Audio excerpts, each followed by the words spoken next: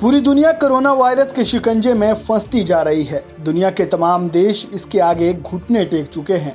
दुनिया के लगभग सभी देशों में इमरजेंसी जैसे हालात पैदा हो चुके हैं। कोरोना वायरस का सबसे ज्यादा प्रभाव दुनिया के सबसे ताकतवर देश अमेरिका पर पड़ा है। अमेरिका समेत कई देश पूरी दुनिया में पैदा हुए इन हालातों के लिए चीन को जिम्मेदार मान रहे हैं। ऐसा इसलिए भी है क्योंकि चीन कोरोना वायरस को लेकर लगातार झूठ बोलता आ रहा है। अक्टूबर से ही चीन के वुहान इंस्टीट्यूट ऑफ वायरोलॉजी में कोरोना वायरस पनप रहा था, लेकिन चीन ने इसका खुलासा बहुत देरी से किया।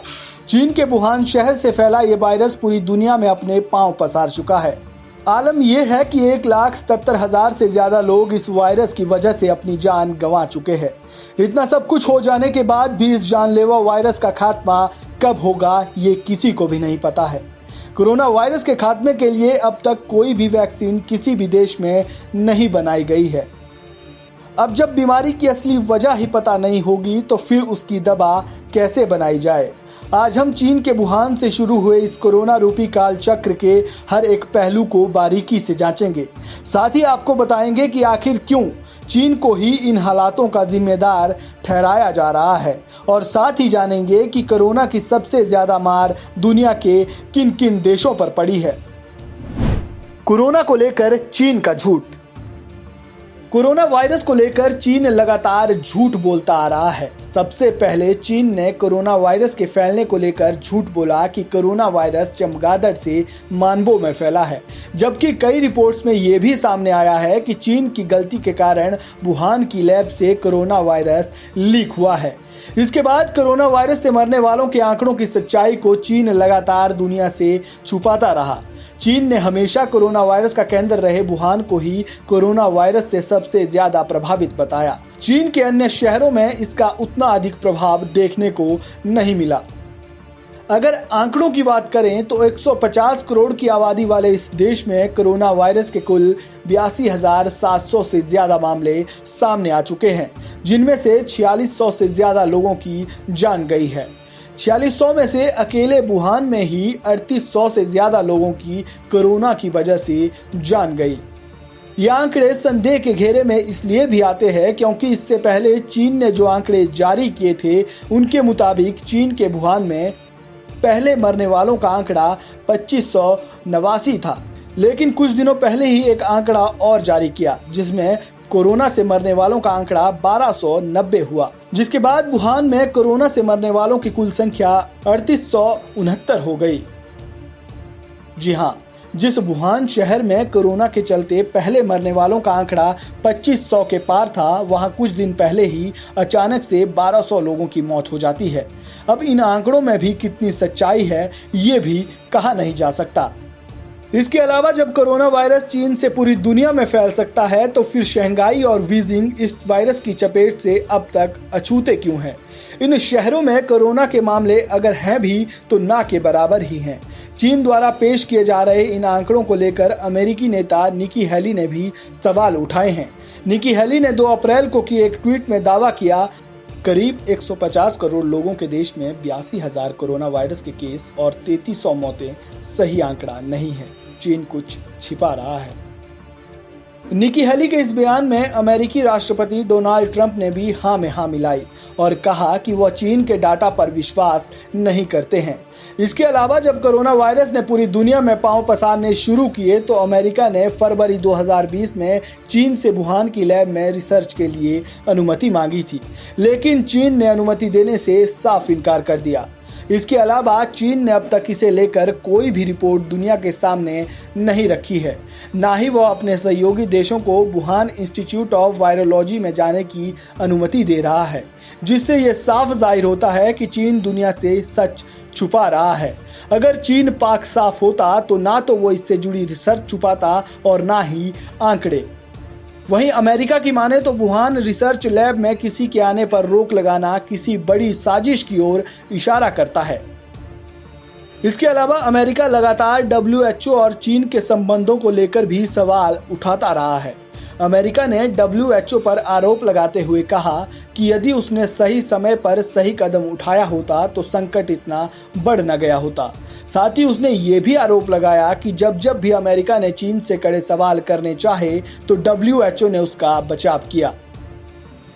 WHO, that's the World Health Organization, receives vast amounts of money from the United States, and we pay for a majority, a biggest portion of their money. And they actually criticized and disagreed with my travel ban at the time I did it, and they were wrong. They've been wrong about a lot of things, and they had a lot of information early, and they didn't want to. They seemed to be very China-centric. They called it wrong. They called it wrong. They missed the call. They could have called it months earlier. They would have known, and they should have known, and they probably did know. So we'll be looking into that very carefully. WHO के इस रवैये को लेकर और चीन के प्रति उसके नजरिए के कारण अमेरिका ने WHO को दी जाने वाली फंडिंग पर भी रोक लगा दी है। Today I'm instructing my administration to halt funding of the World Health Organization while a review is conducted to assess the World Health Organization's role in severely mismanaging and covering up the spread of the coronavirus. Everybody knows what's going on there. American taxpayers provide between $400 million and $500 million per year to the WHO. In contrast, China contributes roughly $40 million a year, and even less. As the organization's leading sponsor, the United States has a duty to insist on full accountability.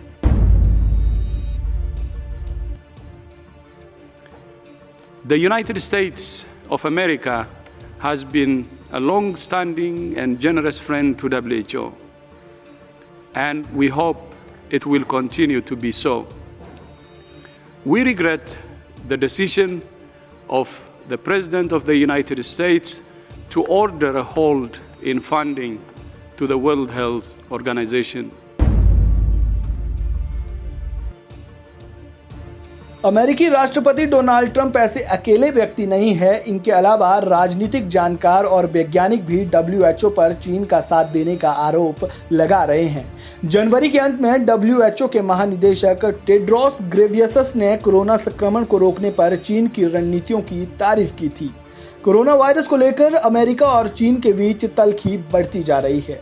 हालात यहां तक बिगड़ गए हैं कि अब अमेरिकी राष्ट्रपति डोनाल्ड ट्रंप ने चेतावनी दी है कि अगर चीन प्रावधानों का पालन नहीं करता है तो वह उसके साथ हुई ट्रेड डील को खत्म कर देंगे। अमेरिका की एक कंपनी ने तो चीन पर जैविक हथियार बनाने का आरोप लगाते हुए उस पर $20 ट्रिलियन हर्जाने का केस ठोका है। कोरोना वायरस का प्रभाव पूरी दुनिया पर किस तरह पड़ा है, अगर इसकी हम बात करें तो कोरोना वायरस का प्रभाव दुनिया के कई बड़े देशों में देखने को मिला है, जिसके कारण वहां की अर्थव्यवस्था चरमरा गई है। कोरोना वायरस से सबसे ज्यादा प्रभावित देशों की सूची में अमेरिका पहले नंबर पर आता है। अमेरिका में 8 लाख से ज्यादा लोग कोरोना वायरस की चपेट में आ चुके हैं, जिनमें से 45,000 से ज्यादा लोग अपनी जान गंवा चुके हैं। अमेरिका के न्यूयॉर्क में कोरोना वायरस के सबसे ज्यादा मामले सामने आए हैं। अमेरिका की अर्थव्यवस्था कोरोना वायरस के कारण पूरी तरह से चरमरा गई है। कोरोना वायरस के चलते अमेरिकी अर्थव्यवस्था जहां बदहाल हुई, वहीं इसका असर रोजगार पर भी पड़ा है। अमेरिका में कोरोना संकट से जूझ रही कंपनियों ने अपने लाखों कर्मचारियों को नौकरी से निकाल दिया है, जिसके कारण सबसे ताकतवर देश में बेरोजगारों की संख्या अब तक के सबसे भयानक स्तर पर पहुंच चुकी है। अमेरिका में कोरोना वायरस के चलते 66 लाख से ज्यादा लोगों ने खुद को बेरोजगार घोषित कर दिया है और बेरोजगारी दर 4.4% तक बढ़ गई। कोरोना संकट के इस दौर में एक ओर जहां अमेरिका की अर्थव्यवस्था बदहाली के दौर से गुजर रही है, तो वहीं दूसरी ओर कोरोना से मरने वालों का आंकड़ा लगातार बढ़ता जा रहा है। अब ऐसे में 45,000 अमेरिकी नागरिकों की मौत का बोझ उठाए राष्ट्रपति ट्रंप चीन को बख्शने के मूड में बिल्कुल भी नहीं है। ट्रंप ने यह साफ कर दिया है कि चीन का झूठ वो दुनिया के सामने लाकर ही रहेंगे। अमेरिका के बाद कोरोना वायरस का सबसे ज्यादा प्रभाव इटली पर पड़ा है। इटली में कोरोना वायरस का कहर लगातार देखने को मिल रहा है। कोरोना वायरस से इटली में मरने वालों की संख्या 24,600 के पार जा चुकी है। इसके अलावा 1,83,000 से ज्यादा लोग इस वायरस की चपेट में आ चुके हैं। इटली में कई शहर लाशों की ढेर में तब्दील हो चुके हैं। आलम यह है कि उन्हें दफनाने के लिए जगह ही नहीं बची। अर्थव्यवस्था चरमराई हुई है और स्वास्थ्य व्यवस्था की हालत खस्ता हो चुकी है। ये वही इटली है जिसने कुछ वक्त पहले ही चीन को बड़ी मात्रा में पीपीई किट दान किए थे, लेकिन अब जब इटली को जरूरत पड़ी तो मानवता और दोस्ती भूल चीन ने उन्हीं पीपीई किट को इटली को 2 गुने दाम पर बेचा। इटली के बाद जापान में भी कोरोना वायरस के कारण आपातकाल जारी है। एक समय एक दूसरे के सबसे करीबी समझे जाने वाले चीन और जापान के बीच भी अब तल्खियां बढ़ चुकी है। जापान में कोरोना वायरस तबाही मचाता, इससे पहले ही जापान ने स्थिति को संभालते हुए कई प्रतिबंध लगाते हुए चीन के प्रति अपनी स्थिति साफ करते हुए चीन के खिलाफ मोर्चा खोल लिया। जापान ने चीन से अपना कारोबार समेटने वाली कंपनियों को आर्थिक मदद देने का ऐलान किया। जो जापानी कंपनियां वापस चीन से जापान में काम करना चाहे उनके लिए $2 अरब का फंड देने की भी घोषणा की।